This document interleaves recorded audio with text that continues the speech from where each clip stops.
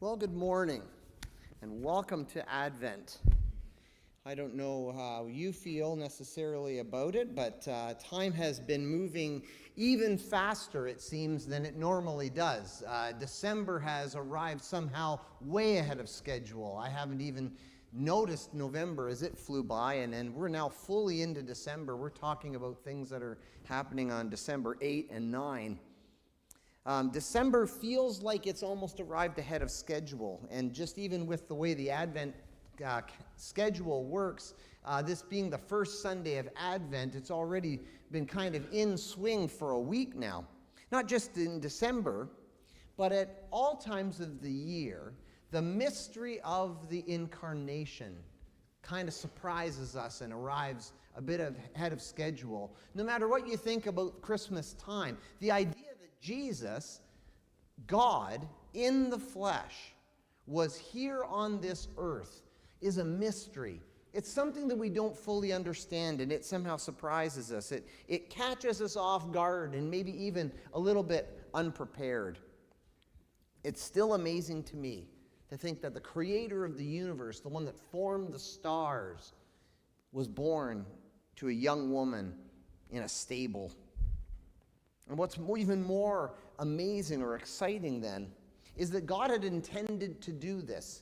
God had intended to do this right from the start. This had always been the plan that God had. This wasn't something that accidentally happened or Jesus somehow just got accidentally dragged down to earth. That this had indeed been God's plan right from the start. And yet, with the exception of a few shepherds that Doug mentioned, and with the exception of perhaps a few magi that had decoded some changes in the stars, the arrival of Jesus, if you read the biblical stories, surprised them. It almost arrived without their noticing. Most of us miss it each year. Christmas arrives before we're ready, and yet at the same time, it's somehow gone before we know it. And the new year rushes in to take its place. But what if we resolved this year to pause? What if we resolved this year to stop and allow the season to capture our attention for a little bit? What if we were to just kind of put blocks under the wheels here and just stop for a minute and think about what it is that we're celebrating, what it is that's actually happening? If we pause this year to listen, and pause this year to watch and wait for the presence of Jesus, that presence to fill our homes and that presence to come and fill our hearts. That's part of what we're trying to do for the next 4 weeks here, is just use our time of worship this morning as just kind of a speed bump for the season, a slow down, speed trap to keep us from traveling too quickly, and to run through this season before we really understand what's going on. So this week, I invite you to join us as we talk about worshiping fully. What does it really mean to worship God fully through this season? And next week, we're going to take a look at the consumer aspects of the season and the cultural observance of Christmas. And the encouragement there is going to be to spend less. The week after, the second sermon, sort of a twin sermon, after spending less, there is then more to give. We're going to talk about giving more. And then finally, on Christmas Eve, we're going to pause and spend some time talking about Jesus being the embodiment of an invitation God has to us to love all. But this week, we're going to spend a few minutes this morning allowing ourselves to be interrupted by God and his uncanny presence and his invitation to worship fully. This week I had a chance to watch a documentary called The Bill Murray Stories. It was kind of a curious thing that came up on a podcast that I was listening, and so me and a couple of the boys watched it. It's a documentary about people who have had this chance encounter with Bill Murray.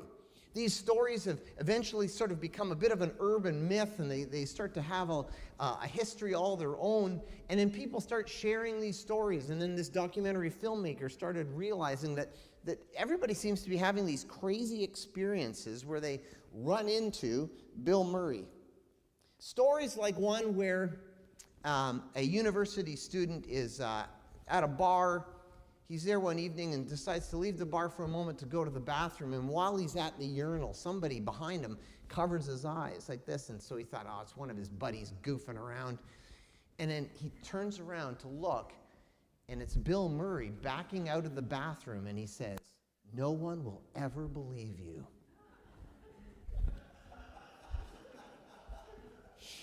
Or a young couple that's getting some engagement photos are suddenly arrested, and the photographer can't get them to pay attention until he turns around and realizes that on the street is Bill Murray making faces at them. Or there was another party, a house party one night, where a first-year student arrives at the house and he's looking for a clean glass. He goes into the kitchen only to find Bill Murray in there washing the dishes. A few years before just before COVID, there were some students in an intramural kickball league that were setting up to play on a Sunday morning, and the referee comes over to them and says, "Hey, listen, we've got somebody that would like to play with you. Would that be all right?" And they look across the field, and it's some old guy, and they're like, "Well, no, we don't really want an old guy," until they realized it was Bill Murray. "Sure, come on in." So Bill Murray comes and plays. Apparently, Bill Murray likes to just drop into normal people's lives in these weird ways and interrupt what they are already doing. The documentary was full of stories like this, and in fact, there's a guy, Gavin Edwards, that's written a book, The Tao of Bill Murray. He's collected all kinds of stories like this, including a story where a cab driver goes to the airport in San Francisco and picks up Bill Murray, who's on his way to Sausalito. Now, that is a long cab ride, and so the two of them get talking, and he asks the cab driver, "What do you do for fun? Like, what is it that you enjoy to do?" And the guy says, "Well, I play saxophone. I love to play the sax, but I'm driving an awful lot just to pay the bills, and I just don't get the time." And then Bill Murray says, well, where's your saxophone? He says, "Well, it's in the trunk." The guy says, "Well, pull over. I know how to drive." So they pull the cab over, they switch seats, and he gets the saxophone out. And this guy plays the saxophone the whole way to Sausalito.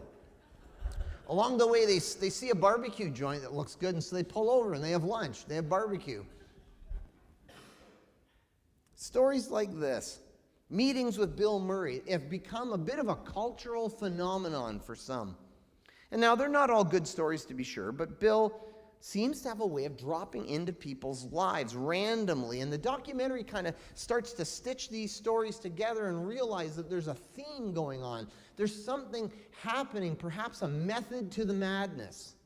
Perhaps he's trying to accomplish something through these random engagements and random interactions. Maybe with meaning it or maybe not. Bill Murray just dropping into your life shakes people out of the stupor that they're in and just wakes them up to the moment that they're living in and the opportunity that presents themselves. Through his just interrupting their lives, Bill Murray encourages people to live mindfully in the moment, taking random opportunities when they present themselves. And so when you meet Bill Murray on the street while you're walking back to your apartment to let the dog out, and Bill Murray says, "Oh, I'd love to meet your dog." Well, what do? Do you invite Bill Murray back to meet your dog, or don't you? In an interview with Rolling Stone magazine, Bill Murray says, sometimes he finds, sometimes you just go days without experiencing human connection, and then you wake up and you realize, holy cow, I've been asleep for a couple of days. I need to shake out of that stupor. If I see someone that's out cold on their feet, I go over to them. I'm going to wake that person up. It's the same thing I would want somebody to do for me, to wake me up. So in a curious way, Bill Murray arrives as an epiphany, an unexpected interruption that breaks through the drudgery of the everyday. It's like a distraction from your distractions.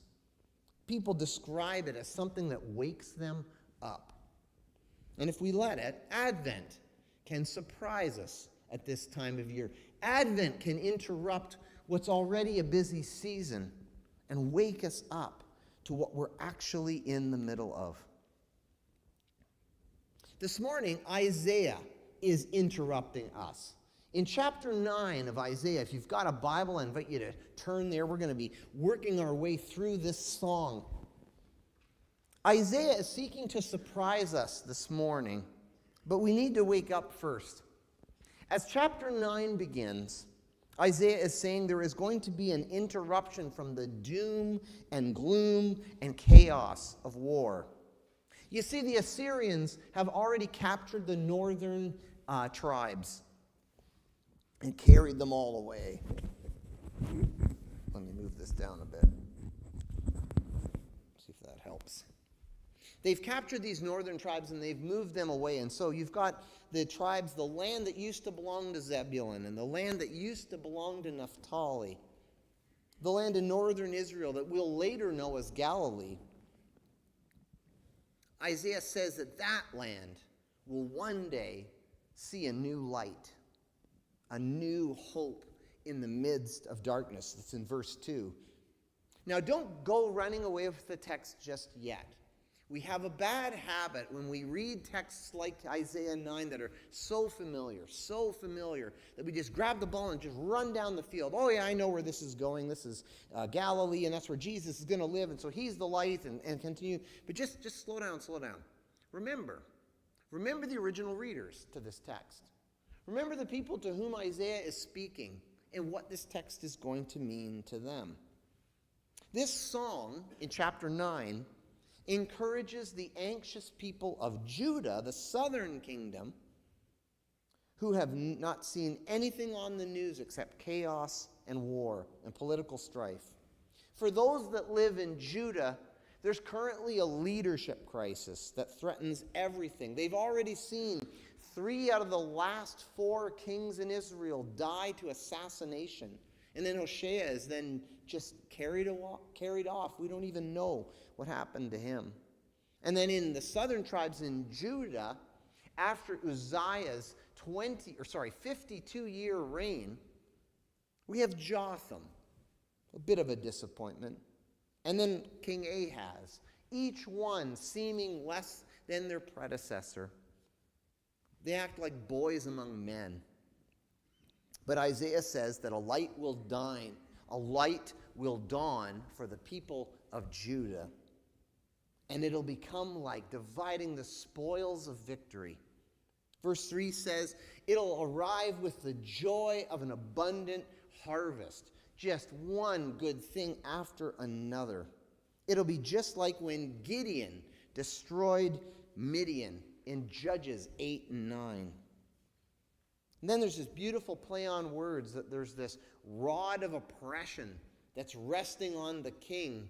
But Isaiah says that instead of a rod of oppression, there is going to be a government on this new king's shoulders.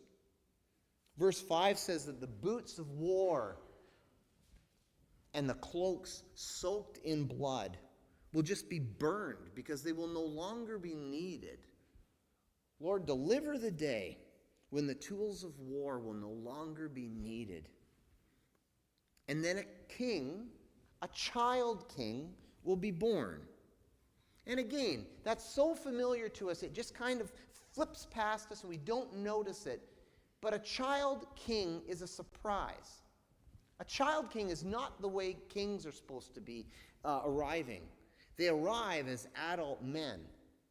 They arrive as people that already have privilege and connections and might and power, and they come to this throne. But Isaiah says, a king will arrive. Suddenly, a child will be born.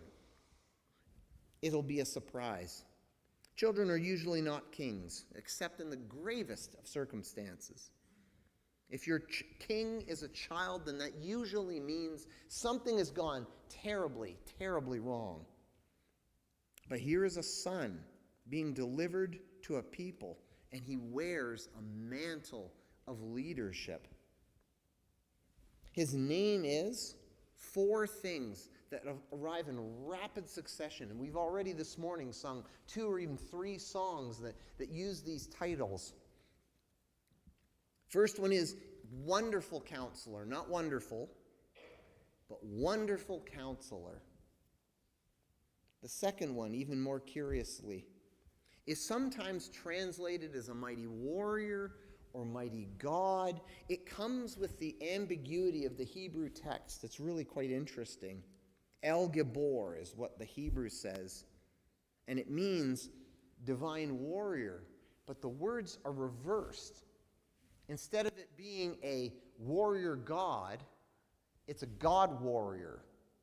And so the translators have difficulty working with this. How can a descendant of David be God? And so the wording trips up the translators. Now, of course, we have taken this text and run down the field with it and already think we understand what it is. But remember what the original readers would have. This word would challenge them. A child king, that a government would rest on his shoulders. A government instead of a rod of oppression.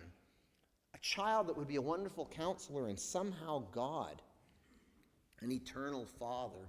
And a prince of peace. A peace that's never going to end.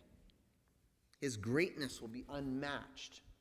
His reign will just continue to expand and grow. The new king will be known by his justice, in the Hebrew, the mishpat, his right decisions. And he'll also be known by his righteousness, his sadikah, doing the right thing, acting in truth. These will be the marks of the new king. And then finally in verse 7, the zeal of the Lord will accomplish this. What Isaiah is telling us this morning is that this is something that we can't do. This is not something that we're even able to do. Only God can accomplish this. A child king that can be God and man. This is not something that people like us can do. And when we see this happen, it's going to be proof that God is fulfilling his word, for only God can do this. This text is so familiar to us that it walks right past us and we don't recognize it. We're distracted by Christmas music and parties and holidays and other cultural artifacts. They aren't bad things, but they're just flashy and they've captured our attention. But don't worry, we have the same problem with Jesus' resurrection as we do with Jesus' birth. We have this problem of recognizing God when God is right in the middle of us. Think about the times in your life when you've experienced healing. Think about the times when you've received deliverance from debt or conflict, deliverance from conflict at work or at school. When that layoff at work doesn't actually materialize, or when that cancer diagnosis becomes cancer in remission. When the break is just a sprain. We seem to just fall right back to sleep and forget what's actually happened and not realize what's actually there. We fall back to sleep, and the wonder of God's presence passes us by undetected, like Bill Murray in the background, hiding in plain sight in our selfie. I guess this morning, my encouragement to you, my admonition, is to wake up to the reality of God in our midst. Wake up to the invitation that God leaves in your mailbox this morning. God invites you into something very special at this time of year. The time of Advent is a time of invitation. It's a time of interruption. Think about the story. Before Jesus was even born, there was this invitation given to Mary. An angel arrives to invite her into something that is profound and even dangerous.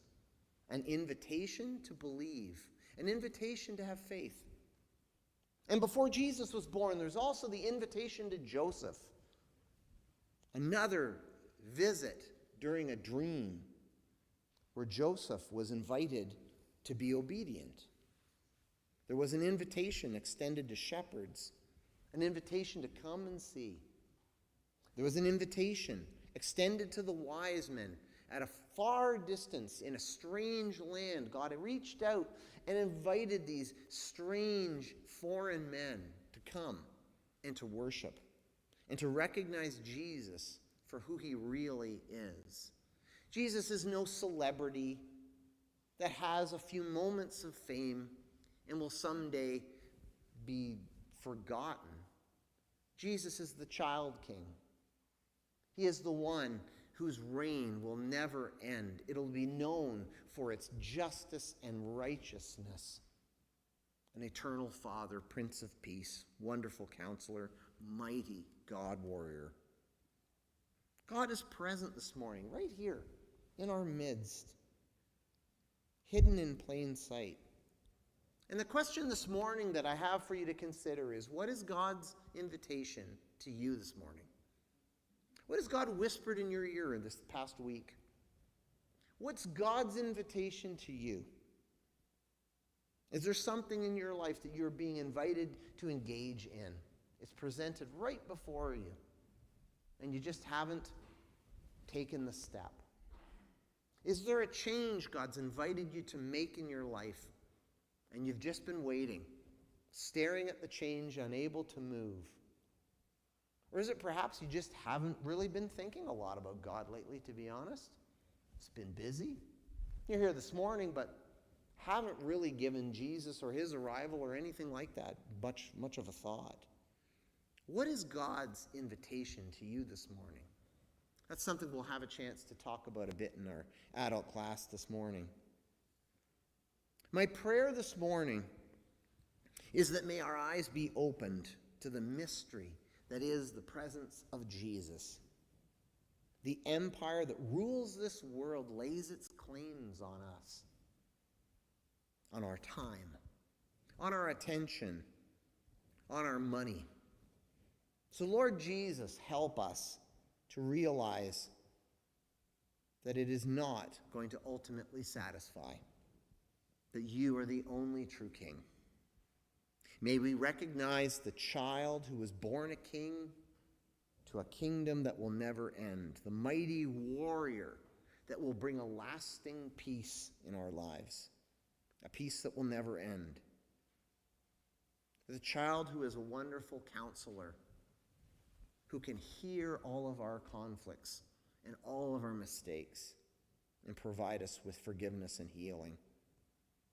The child who is our eternal Father. Lord Jesus, wake us up to your mercies and your presence at this time of year. Amen.